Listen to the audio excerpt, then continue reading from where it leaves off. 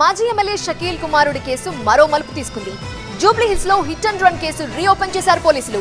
దీంతో ఎమ్మెల్యే తనయుడికి మరిన్ని చిక్కులు పెరిగాయి.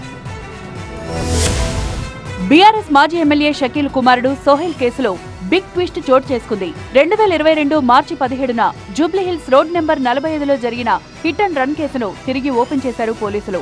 నాటి ప్రమాదంలో 2 ఏళ్ల బాలుడు చనిపోగా మరో ఇద్దరికి గాయాలయ్యాయి. యాక్సిడెంట్ చేసిన కారుపై ఎమ్మెల్యే షకీల్ పేరుతో స్టిక్కర్ ఉన్నట్లు పోలీసులు గుర్తించారు. తన కారు కాదని ఎమ్మెల్యే స్టిక్కర్ ను స్నేహితుడికిచ్చినట్లు షకీల్ ఆ సమయంలో పోలీసులకు చెప్పారు. అయితే ఈ కేసును జూబ్లీహిల్స్ పోలీసులు రీఓపెన్ చేయడంతో మాజీ ఎమ్మెల్యేకు ఆయన తనయుడికి చిక్కులు తప్పేలా లేవు. మరో ఘటనలో 2023 డిసెంబర్ 23 రాత్రి అతివేగంగా దూసుకెళ్లిన కారు ప్రజాభవన్ వద్ద ట్రాఫిక్ డివైడర్ బారికేడ్లను ఢీకొట్టింది. ఆ కారు బోధన్ మాజీ ఎమ్మెల్యే షకీల్ తనయుడు సోహెల్ నడిపినట్లు గుర్తించారు. ప్రమాద సమయంలో కారులో 4 ప్రయాణించారని ధృవీకరించారు. నిందితుడు సోహెల్ ను పంజగుట్ట పోలీస్ స్టేషన్ కు తరలించారు. బ్రీత్ అనలైజర్ తో నిందితుడిని పరీక్షించేందుకు పక్కనే ఉన్న ట్రాఫిక్ పోలీస్ స్టేషన్ కు తరలించారు. పోలీస్ స్టేషన్ నుంచి రక్షక భటుల కన్నుగప్పి సోహెల్ తప్పించుకున్నాడు.